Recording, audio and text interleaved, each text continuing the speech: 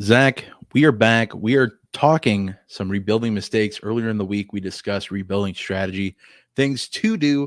These are things you don't want to do in a rebuild. And the number one thing that you don't want to do in a rebuild is forget to hit that like button. If you enjoy the video, comment down below what mistakes you're avoiding. Some you may have experienced, some you want others to avoid.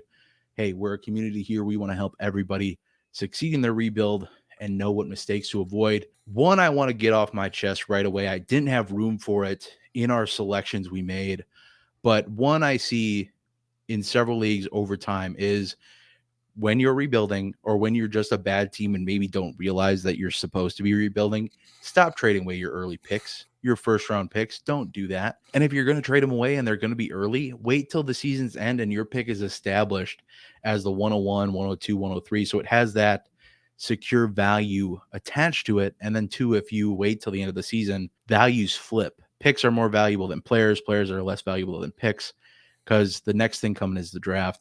I have one league specifically where the same guy has been 101 the last 4 years. And every year before the draft, before in the season, he trades his first away for whatever godforsaken reason. It's a bold strategy, Cotton. Let's see how it plays out for him. Obviously not well, considering, like I said, every year.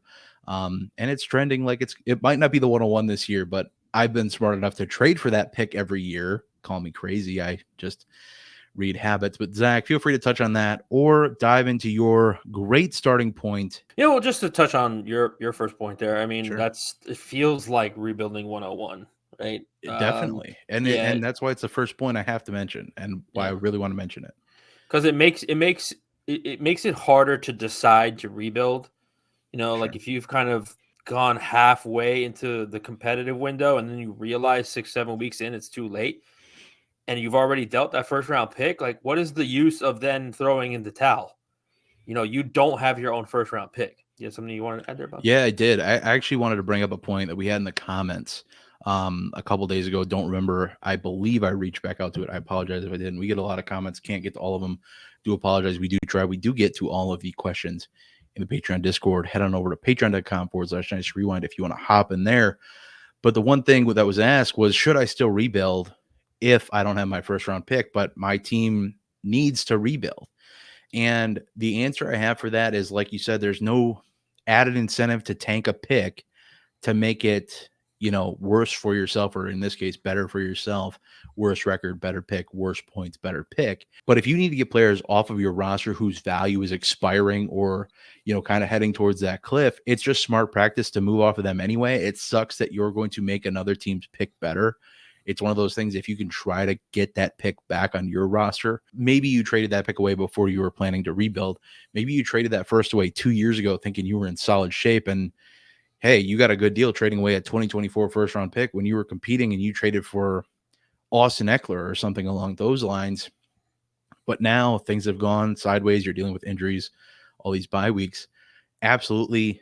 If that's the case, where I still have a lot of players that I believe are kind of falling off the wagon sooner rather than later, move them to a more competitive roster, let them replenish your picks. Maybe you get a later first instead of having your own earlier first.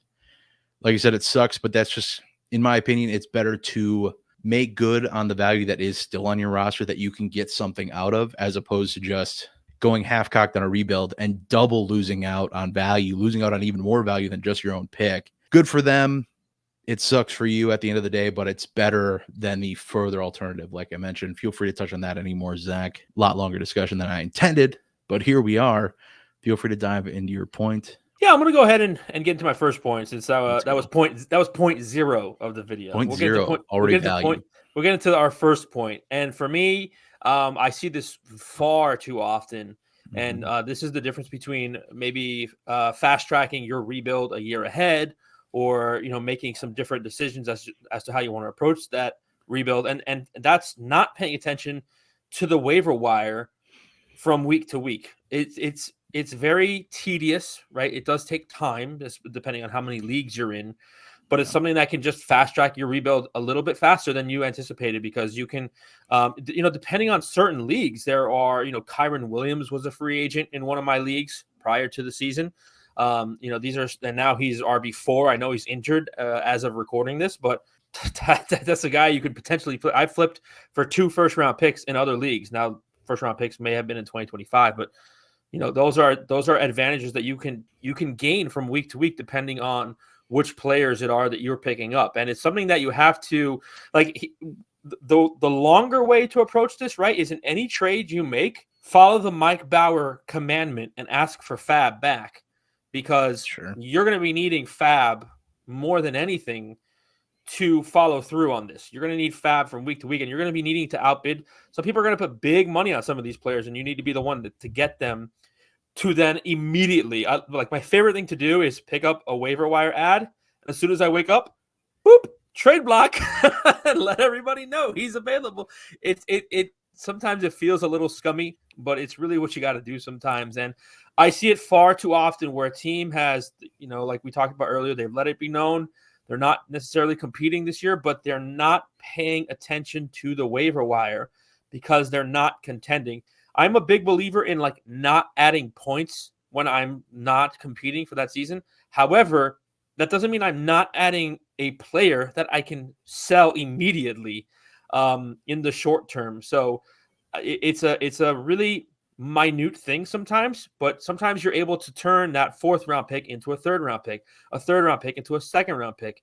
Sometimes you're able to bundle a player and a pick for a 1st round pick. So this is a very big deal to me on some of my rebuilding teams, and has really helped me progress some of my rebuilds into a contending phase faster than I expected, Bob. Yeah, I think this is a great point. A general just point in a rebuild is it's going to take time. You're going to need to be patient, and you're going to need to be invested and not allow yourself to get complacent. I think this is one of the easiest ways to get complacent because, depending on, like you mentioned, week to week, depending on your league format, waivers just might not matter that much. Fab might not matter that much if you're in a 40-man roster and there's just nothing out there, or God forbid, a 50-man roster where some crazy manager lets you have 40 players on your roster and then a 10-man taxi squad. I don't know who would let that guy have his padded room, but I do also want to highlight the great distinction you had of you don't want to add points to your roster, but you don't want to let that stop you from adding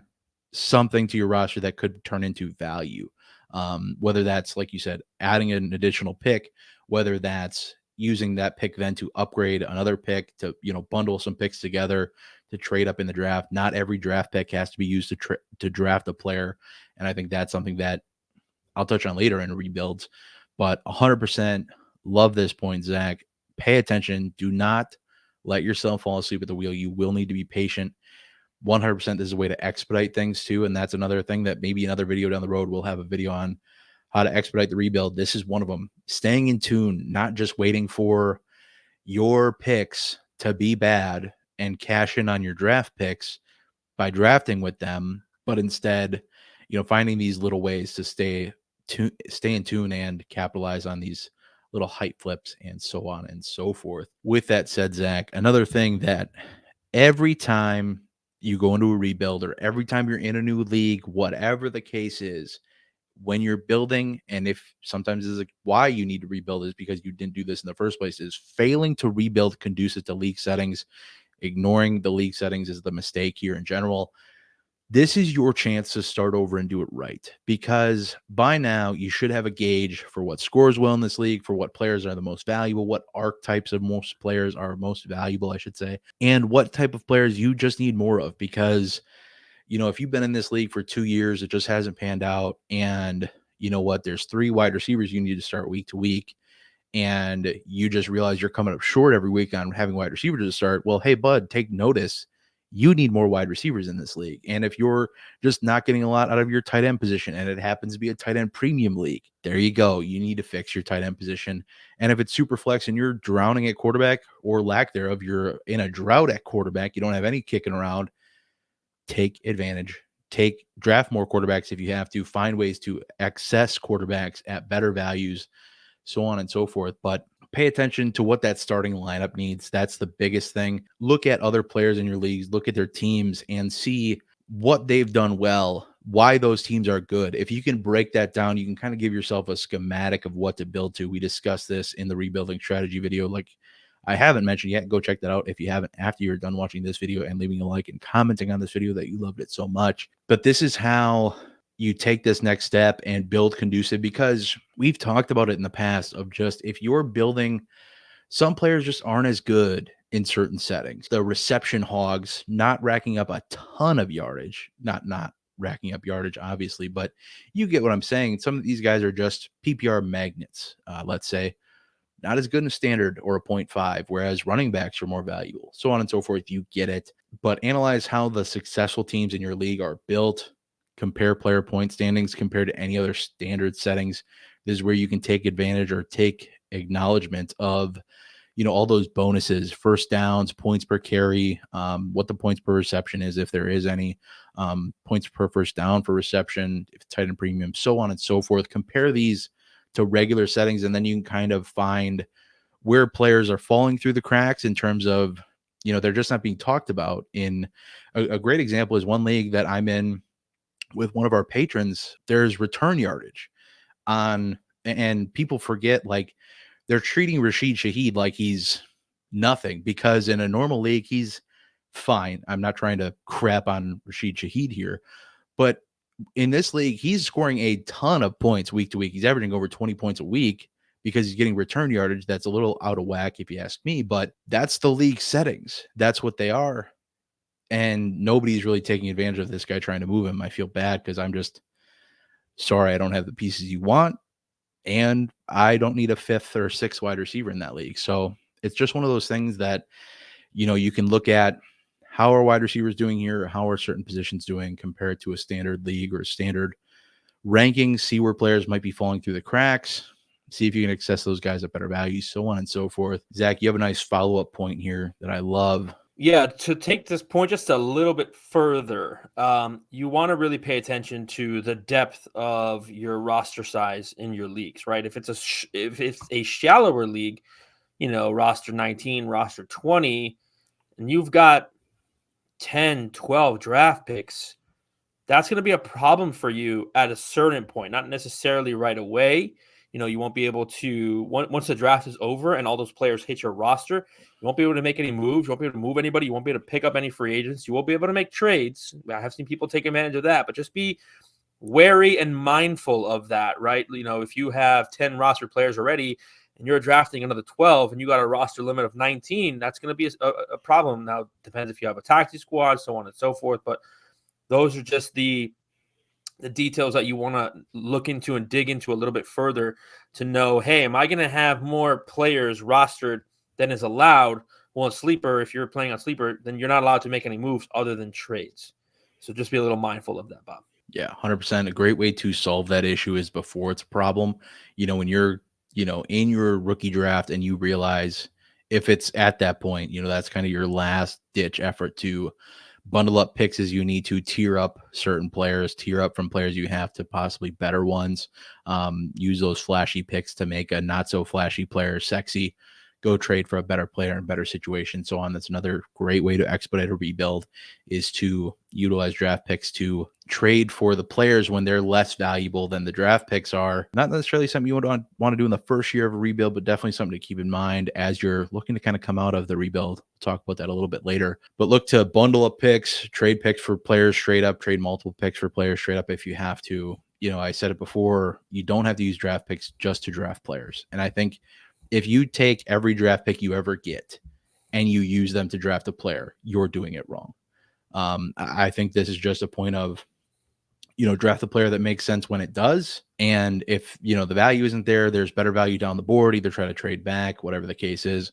You can also always take picks that you have and flip them over to next year, just trade an early 24 second for a 25, or trade an early 24 third for a 25 second, something along those lines, just to get a little more value on that pick.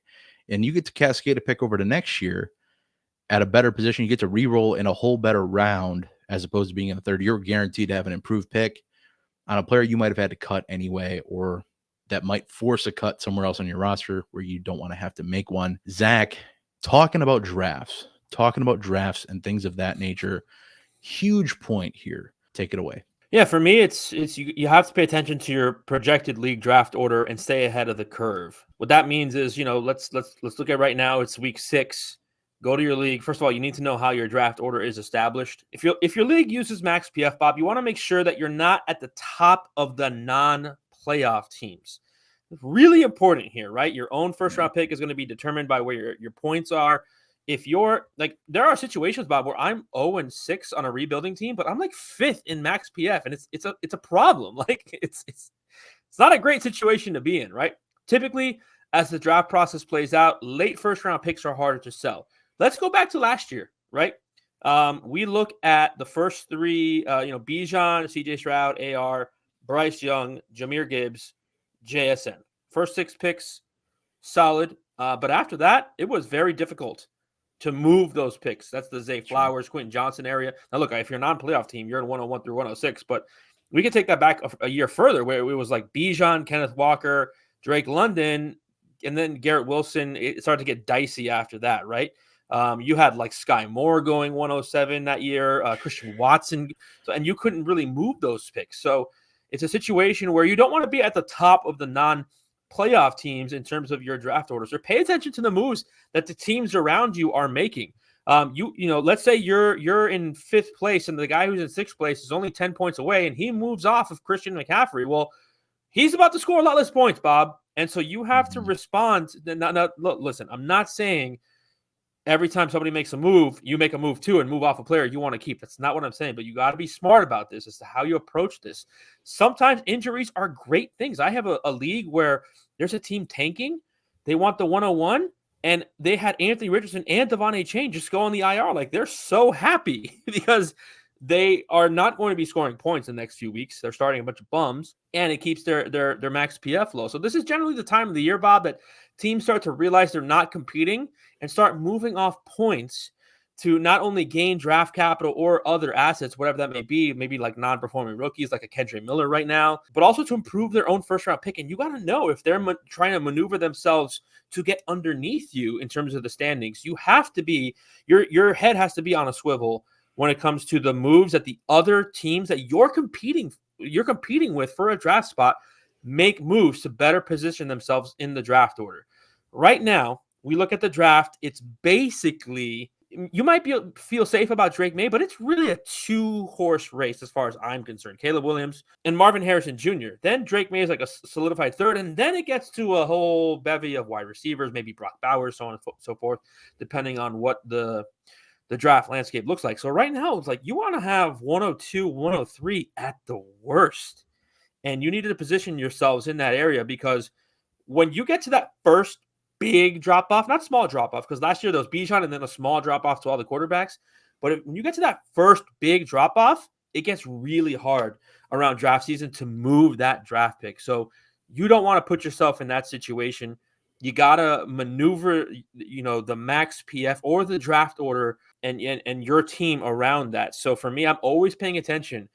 What moves are being made in terms of trades by my draft order competitors? It's very important that you maneuver your roster around those other teams and what they do. I think one of the biggest mistakes you can make is not understanding that your draft pick, if you have it, is the only one that you have real control over. Like, you can make moves and you can kind of try to be the puppeteer that, puts more points onto this roster, puts less points onto this roster, so on and so forth. But at the end of the day, your pick is the only one you can control. And if you're not trying to make your pick as dang good as it can be, especially when you're in that top mix, and if you end up at 104 instead of 103, or even 103 instead of 102, in my opinion, I think there's a big drop off there too. You're going to be kicking yourself, because I think the outcome that you end up with, much different story than if you were to get into that 101, 102 range. Huge difference. Like you said, find a way to monitor the situation, make moves as needed. I'm in a spot, and I have one league where I'm averaging about 15 points a week more than the next lowest max PF. I'm trying to get 101 as well. I just had Anthony Richardson go on IR as well, done for the season. So that plays well into my whole thing of trying to score less points. He, in a super flex league, he was my quarterback too. I have Jordan Love and I have Bryce Young. That plays well for me. I have some other points of players that I'm just going to kick to the curb who are scoring some points, guys like Josh Reynolds, so on and so forth. Try to trade if I can't. The value I lose on kicking Josh Reynolds to the curb is far less than the value I lose if I don't get 101 or 102. Ideally 101 because I obviously have quarterback issues. So it's just one of those things. Pay attention. Don't let yourself miss out on one of the best picks we've had in the last several drafts. This draft was good. Last draft was fine. This 101 is probably the most valuable we're going to have, in my opinion, in the next couple years. This is an amazing 101 pick. Caleb Williams is going to be very highly valued. 102 is going to be very highly valued compared to 103, in my opinion. So at least get one of them if you can. If you're in a 3-horse race for the 101 and 102, just don't come in last. That's my one bit of advice. I'm just not in on Drake May as a lot of people are, but if you're rebuilding this year, one of the biggest mistakes you can make, like you said, not paying attention to this, not paying attention to how that max PF is shaking out, and go tit for tat. Like you said, don't move off a ton of players you just don't want to move off of. But if you got points on your roster, shed those points. Find a way to do it. Find a way to get points off of your roster one way or another. Players you don't see for the long-term picture, trade them if you can. Trade them for a discount. But like I said, with my Josh Reynolds situation, much more valuable to me to just kick him to the curb and lose out on whatever I'm getting for Josh stinking Reynolds than if I end up at 103 versus 101. Another point that I've actually been dealing with in that very same league, one of the mistakes I think you can make, and we see a lot of this in our roster reviews that we do, payup.com/Dynasty Rewind if you want to get your roster reviewed. Links for that in the description box below. One of the biggest things is rebuilding too hard, too fast, trading away too many viable players for either just what isn't enough of a return or just draft picks that may or may not hit. I don't want to dig myself into a hole that I can't get out of with the value I dump from my roster, get off my roster. I realized this over the course of this last offseason. I kind of walked into this mistake where I shoved off a lot of players for just draft capital and kind of threw my own rules to the wind of going picks and players. Poor move on my part. Luckily, the draft picks I was able to make look good because I loaded up on first round picks. I had 3 or 4 first round picks. I had like 6 second round picks. And thankfully, all of my picks so far have shaped out pretty well. Bryce Young is a little questionable, but it is what it is. But Anthony Richardson looks good outside of the injury concerns that are kind of popping up. But all the other players seem to be trending at least in the right direction. But if that wasn't the case, if I was dealing with just draft picks and a pocket full of draft picks that didn't hit, it's not a pocket full of sunshine. That's a pocket full of sadness right there. Like I said, we've seen this in our roster reviews, and we just look at these teams that have some draft picks but don't have a lot of good players, and we just look at it and we go, where's all the value, man? Like, it's easy to kind of make inexperienced trades or just bad trades in general, trades that look a heck of a lot worse down the line than they should have. It happens, things don't always go to plan, obviously. Ultimately, when teams trade away anyone with that sliver of value, and then you end up with the Josh Kellys of the world, the guys that, would have been a great sell after week 1 or 2, whenever it was when Eckler went down. Off the top of my head, I think it was week 1. That would have been a great time to sell him. I didn't. I missed the boat on that. We'll talk about that later as well. When you end up with these players that just, you're just kind of on a sinking ship with no value incoming until the next year's draft. And when that happens, you're just slowing down the development of your team. And that's why that pick and a prospect rule is so powerful, because you're getting expedited development when you get a prospect back instead of just a pick. You don't have to wait as long to draft a player. Ultimately, the best way to avoid this mistake is stick to setting aside some players to build around. You've mentioned it quite a bit, is that you want players on your roster, even on your rebuilding teams, that you want to root for on Sunday, Monday, or Thursday, Saturdays during some times of the year, any day if it's COVID. But set aside some of these core pieces that we want to build around that have some insulated values. We're talking quarterbacks, we're talking wide receivers, tight ends. I want, a top 6 tight end. That's kind of the realm I'm looking in. Wide receivers, I want somebody that's top 12, someone in that ballpark. Quarterbacks, same kind of deal. Top 10, top 12 is kind of just the threshold I'm looking at. You don't have to build in that area or save those specific players, but somebody that can be in that range. Don't sweat the points coming from those 3, 4, 5 players because you have a lot of roster space. They're not going to start every week. They're going to get injured too. They're going to have bye weeks. You can limit points throughout the rest of your roster. You don't have to get everybody off of your roster. And I think that's like the biggest point to kind of get over when you're in a rebuild is it doesn't have to be everybody goes away. Unless everybody's 28 years old, in which case I hope you're somewhat competitive actually at that point. But unless everybody's 28 years old, they don't have to get off your roster right now. So save some people. Don't leave the cupboard bare. Don't, go into your rebuild or start your rebuild by kicking everything off of your roster because at the end of the day, I don't want to be hamstrung if I don't make the perfect picks. My picks go to nothing unless I trade them for proven talent, which is another thing to do with your draft picks, another smart thing to do with your draft picks. That's the one hole I don't want to find myself in being hamstrung. I've been lucky with draft picks I've been fortunate enough to draft well. I believe that's one of my strengths is drafting well in rookie drafts. Not everybody is that way. That's okay. Know your strengths, especially, if you know you're not good at, drafting rookies. If you get too excited when your favorite team drafts somebody in the 5th round or whatever the case is, and you pull the trigger on somebody way earlier than they should be drafted, you get what I'm saying. You know what I'm talking about. You know who you are, and that's not a bad thing. Just know your strengths, and trade for those players. Maybe you're good at analyzing players that are kind of about to break out. Maybe that's your wheelhouse. And if that's the case, go trade for those players that are still lower value before they go up.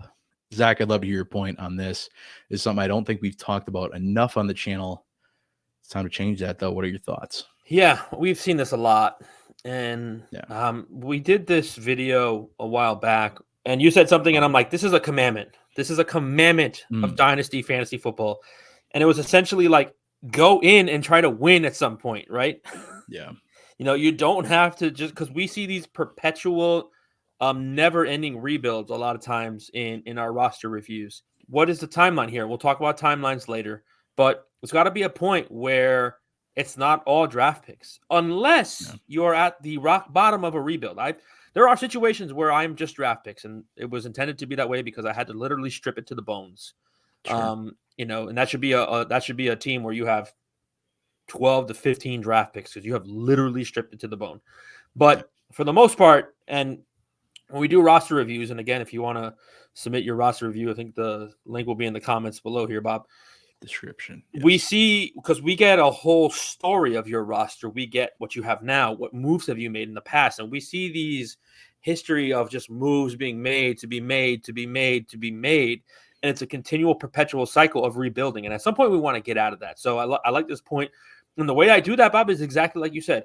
Identify players in each rookie draft that I want to draft and I believe in, and I will not move. I will, me. There are certain players I will not move, even if they have a breakout week or two. Like, I'm not moving Michael Wilson. I'm not moving Kendre Miller. I'm not moving Puka Nacua. Like, those are 3 players I believed in the draft process. 3 players, Jonathan Mingo as well. I still won't move him. I still believe in him at some point. And I believe in them, and I want my teams to be focused around them because I believe that they will be breaking out when I will be breaking out as well. So I love this point by you. I think it's great. So it's one of those mentalities that some dynasty players have to turn on as opposed to something you need to turn off. Yeah, this is one of those cases. Talked about it again in the previous video where we talked about just strategies. One way to kind of prevent yourself is it's hard when you start rebuilding especially if you strip it to the bone, like you said, to get back to a competitive starting lineup. So if you already have pieces that are set to outlast the rebuild that maybe you're not even getting good value for anyway, those young wide receivers that we love, Jamar Chase, Amon-Ra St. Brown, Justin Jefferson, so on and so forth. Keep those guys on your roster. Let them go through the rebuild with you. Have somebody to cheer for on Sunday while you're, scoring 50 points a week, whatever the case is. But it's hard to find core pieces. When you find them, stick to them.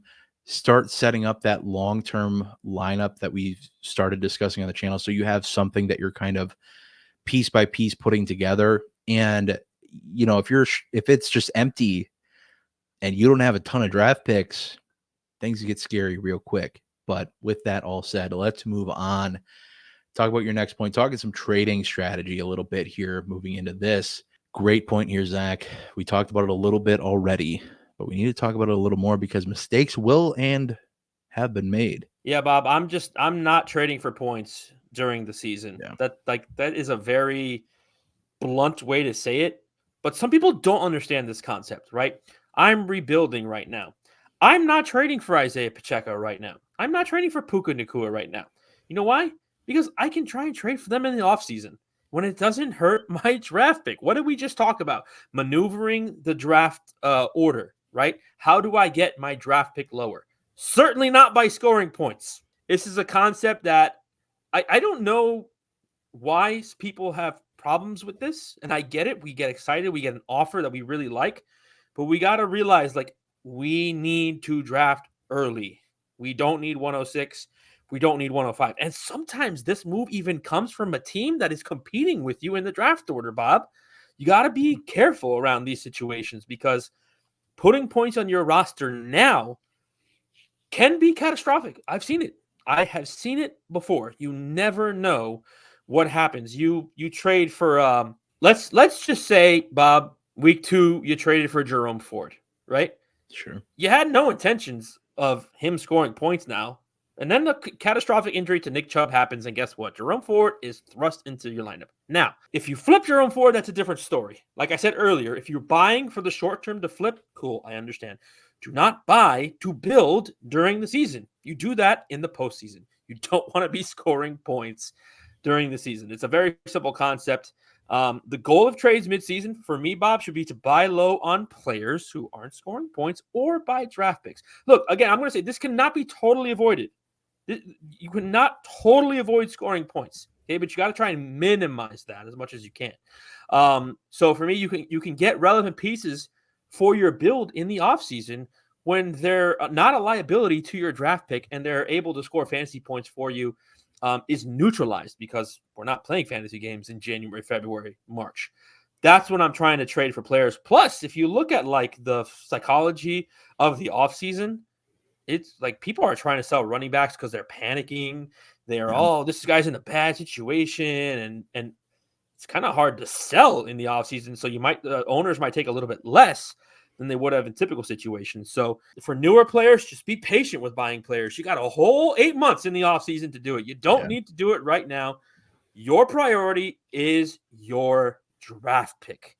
The end. Yeah, I think 100%. This can be summed up or just added into, just don't make moves that don't make sense for your trajectory. We've seen it in leagues we're in together where people are trading for competitive assets. When we look at this team, we're like, this is a total rebuild. Like this should be the opposite. You should be making this move to get this player off your roster, not trading for them. I'm all for when you can buy low on a situation like we discussed, going after Cooper Kupp last year when you're trying to come out of a rebuild.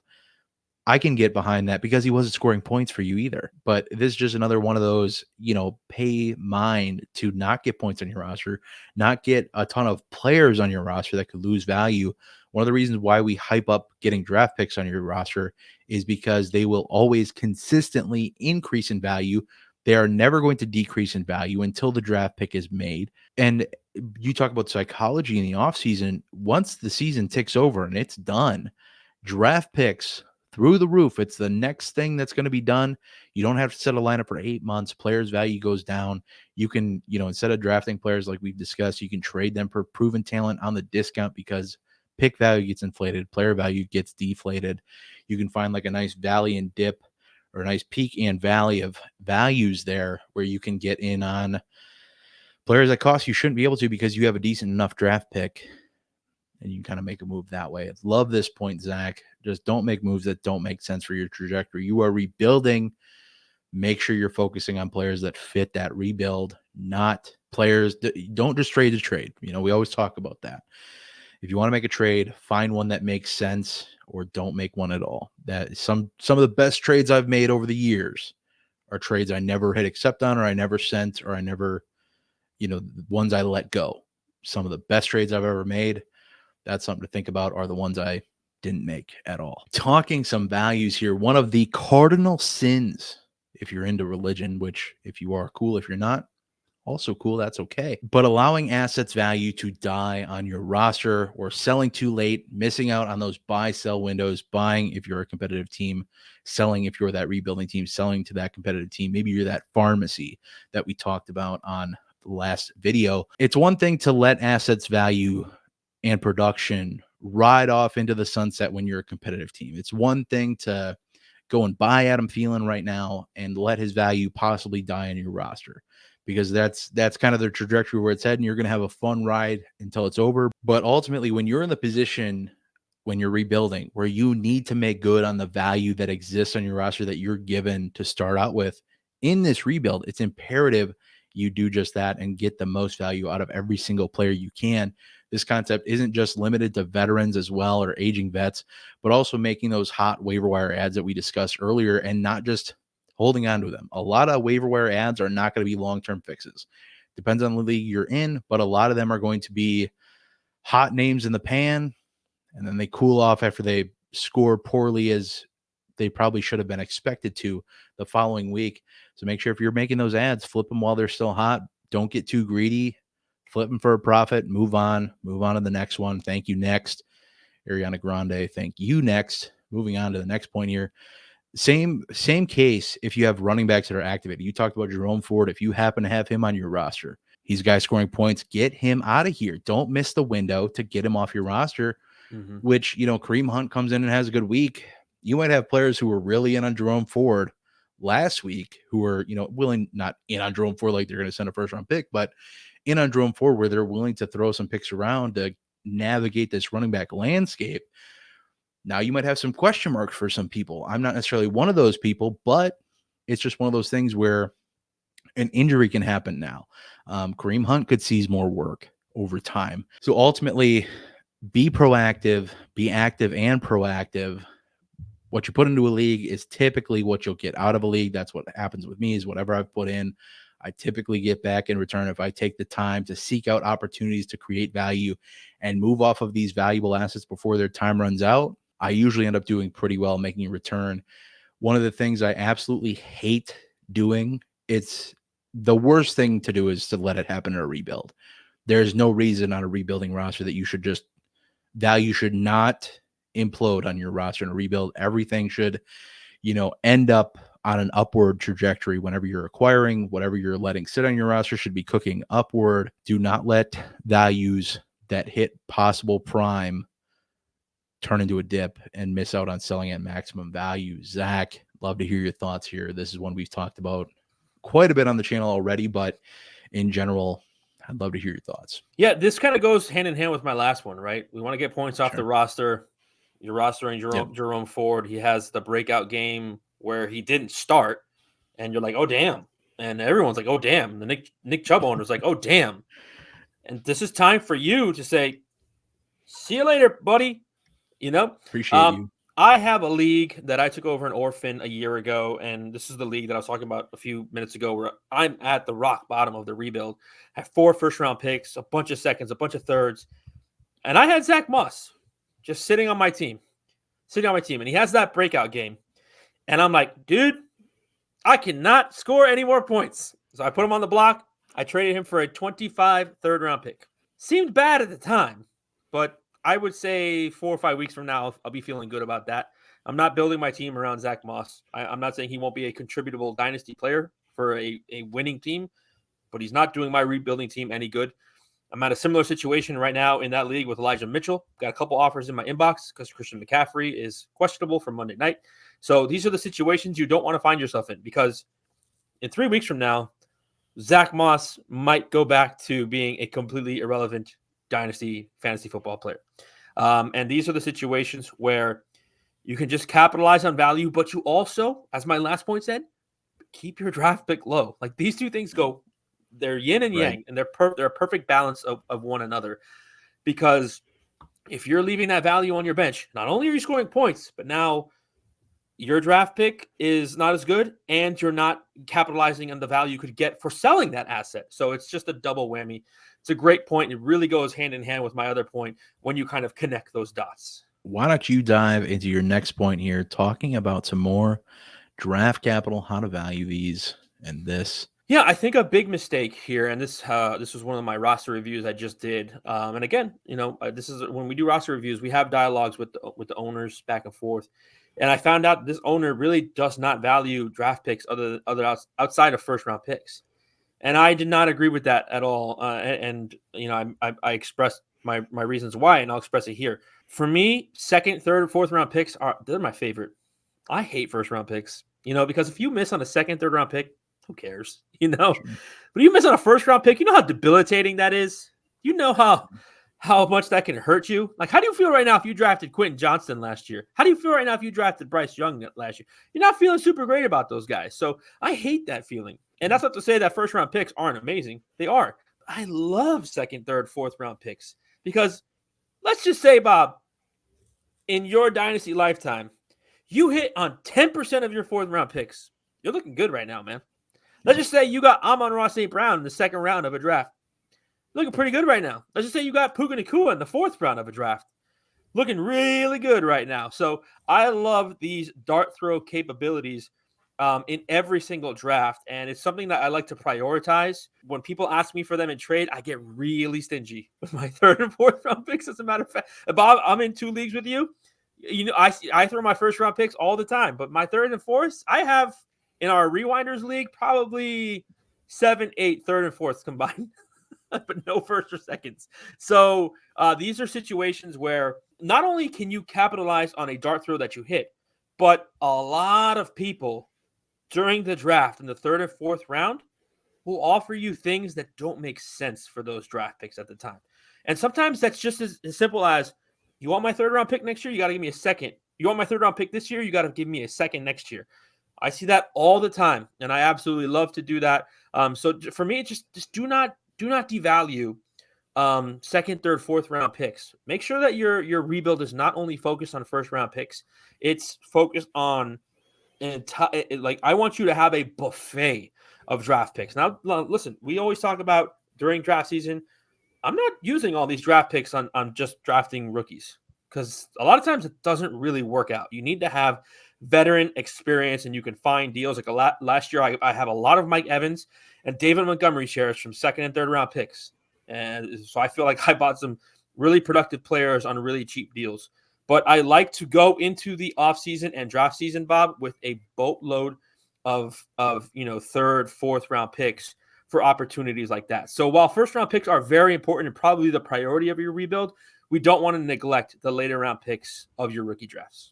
I love this point, Zach. We always talk about it, or at least I'd like to mention it, building up that asset pool with a lot of draft picks, because not only is this a great way to move off of players that you could consider depth pieces or just kind of secondary assets that you just kind of use to plug into your lineup, along with roster cloggers and just players that are scoring points. These are great ways to get these players off your roster and just get some draft capital for them. Thirds, fourths, fifth round picks, whatever it may be. Go get those in your roster, because what they also do is not only is there good value there that if you have a lot of dart throws that you can take, great. They're great for utilizing to trade up, not only in the second, third, fourth, fifth round.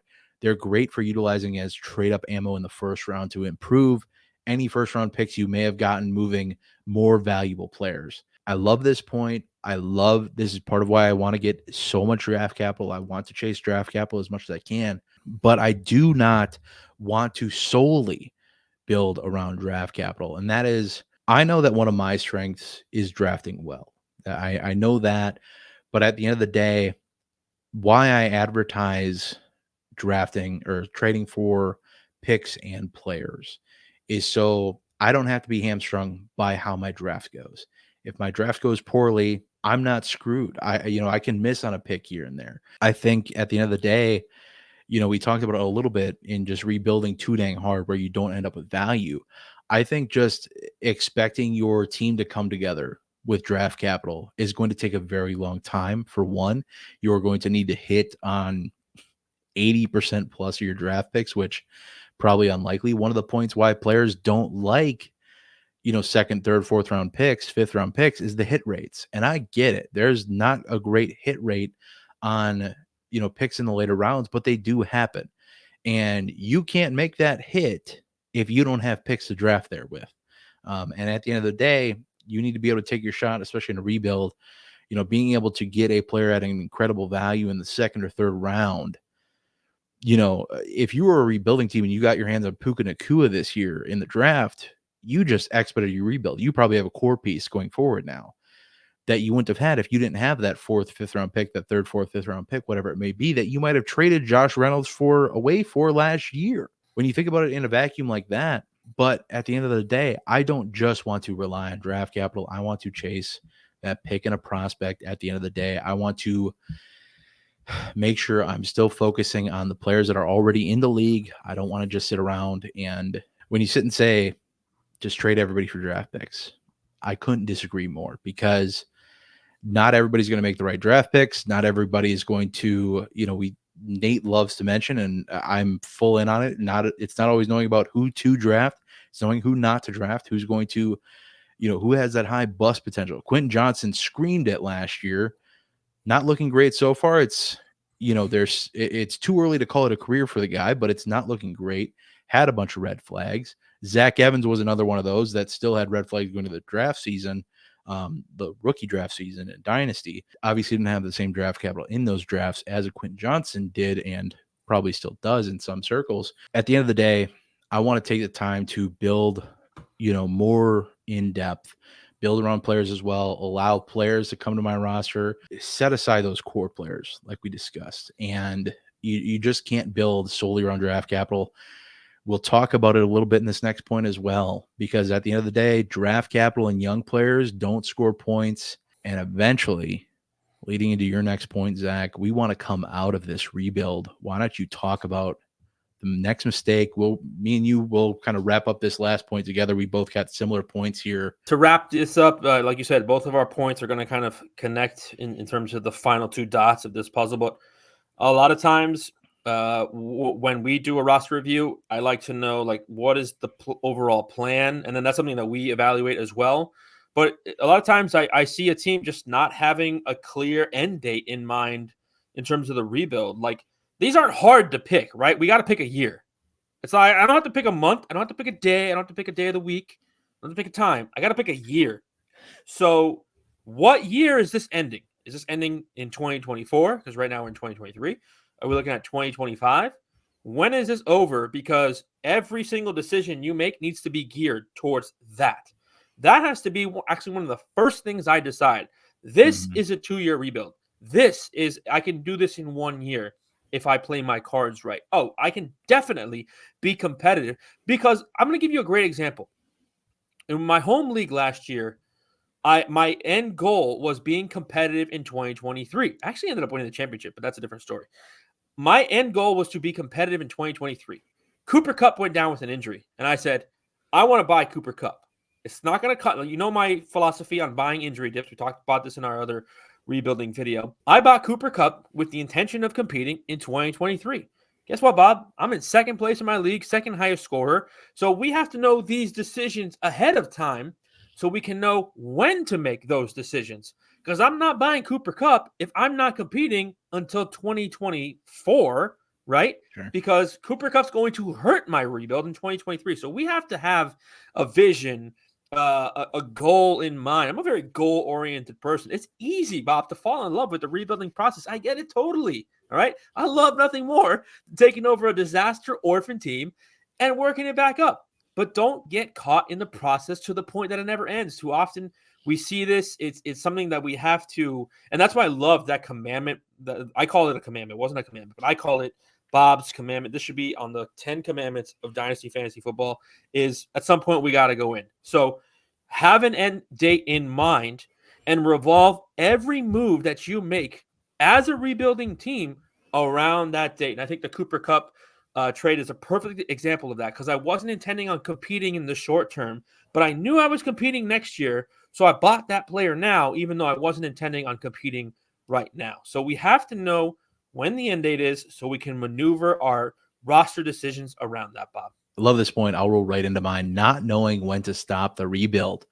We focus in Dynasty. It's one of the number one traps that you fall into in Dynasty. Yep. We all want the player who's going to be good for 10 years. Realistically, that's just not a likelihood. That's just not, unless you're a quarterback, unless you're maybe a tight end, some wide receivers, 10 years is a really long time to have somebody be good in the NFL. And they can still be talented and everything, but they're just not going to have the production for that entire stretch of time. And sometimes people believe that, especially now with some recent blow-ups early in careers, Justin Jefferson, Jamar Chase, to name a couple, players who scored really well their rookie seasons, these are players that make or feed into the narrative that, hey, players can be good right away. Youth is everything. Players that are going to last me 10 years. And fact of the matter is, my most successful rosters rarely have a lot of carryover year to year. I'm moving players up, I'm playing across values, finding players in better situations and finding ways to kind of manipulate the market to get into better situations for players at similar values, but are scoring more points. And I think one of the biggest issues, one of the biggest mistakes is just saying it's got to be all youth, all rookies and sophomores or draft picks. And that's what my team is going to be, rookies and draft picks. And when those rookies and sophomores don't develop, I'm going to trade them away for draft picks because I'm not willing to wait because they're not being as productive as I want. And there is a method to that madness of trading off of, like I discussed in a previous video this week, moving off of Jahmyr Gibbs because I wasn't willing to wait on the production because I'm a competitive team, though. It's a little different when you're talking rebuilds. You need to wait for some players to develop. If you look back over the past few seasons, the sexy paper roster consisting of solely rookie and second-year players will rarely win a championship. It takes reliable veterans, and that doesn't mean old players. That doesn't mean 30-year-olds, 29-year-olds, but players who have 3 to 4 years or more of experience to put a championship team together. Far too often, I see rosters that just keep turning over. Keeping it young, man. I'm going to be good for 10 years. Most Dynasty leagues don't last that long, but I'm going to be good that long. Stop, go win it, learn how to turn off the rebuild. Great example you did of, just having a set end date in mind, having, what, dang it, 2024, I'm being competitive, period.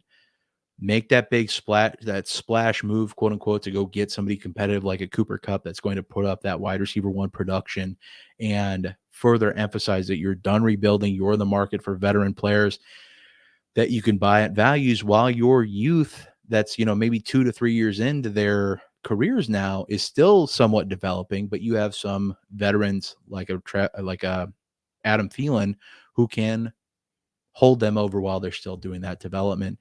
But this is the recipe for how you get into the perpetual rebuild, like you discussed earlier, is just not knowing when to stop, falling in love with the process of building this monster, and not being willing to be just patient enough to let your players develop and move on through this rebuild.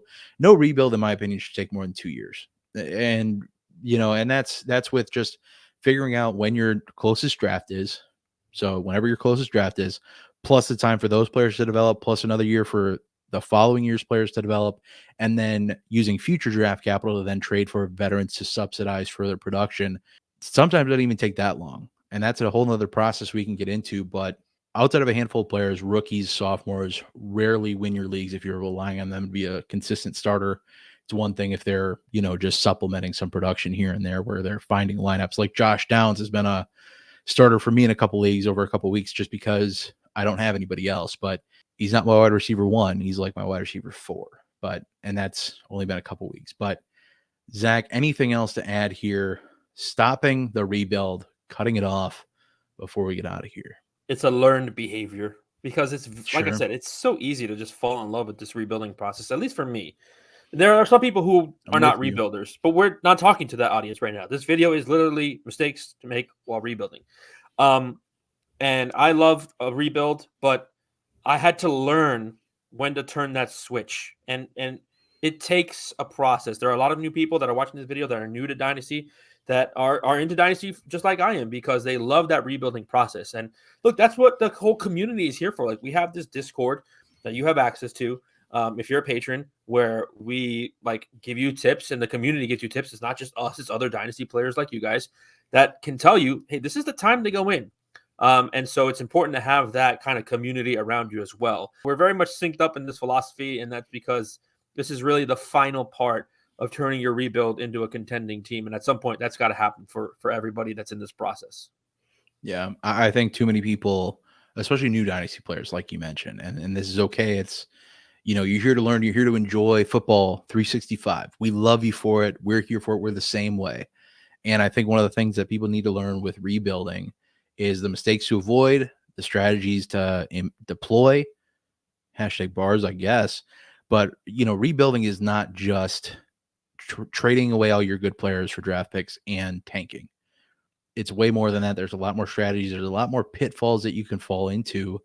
While that might be somewhat of the bare bones of it, at the end of the day, really helps having the Discord. If not our Discord, if you don't want to head over to patreon.com/Dynasty Rewind, get in ours, find a Discord, plenty of other Discords out there. Just have a community that you can rely on, bounce ideas off of, have a Dynasty buddy, whatever the case may be, have somebody, along the ride with you. If you want to take that next step with us, patreon.com/Dynasty Rewind, like I mentioned, payhip.com/Dynasty Rewind. If you want to get that roster review, if you want to have me or Zach or Mike or somebody else on the team take a look at your roster, we will do that for you there. And if you enjoyed the video, for sure, leave a like. As I mentioned, comment down below some of the mistakes you were trying to avoid. Let us know what you thought of the video. Let us know what mistakes helped you. Maybe some mistakes you made in the past that you don't want others to make. Like I said, this is a community effort. We're trying to make everybody better. Just because we might be in some similar leagues, I see you people in the comments that are in leagues with me. Doesn't mean I don't want you to be better at fantasy football. Doesn't mean I want you to be better at Dynasty Fantasy Football, especially. But for me and Zach, I do hope you all enjoyed. Subscribe if you're new and you want to hear more about rebuilding or other Dynasty strategies, trades to make, so on and so forth. But that is going to be it for us today. We will see you in the next one. But until then, I hope that y'all have a good one.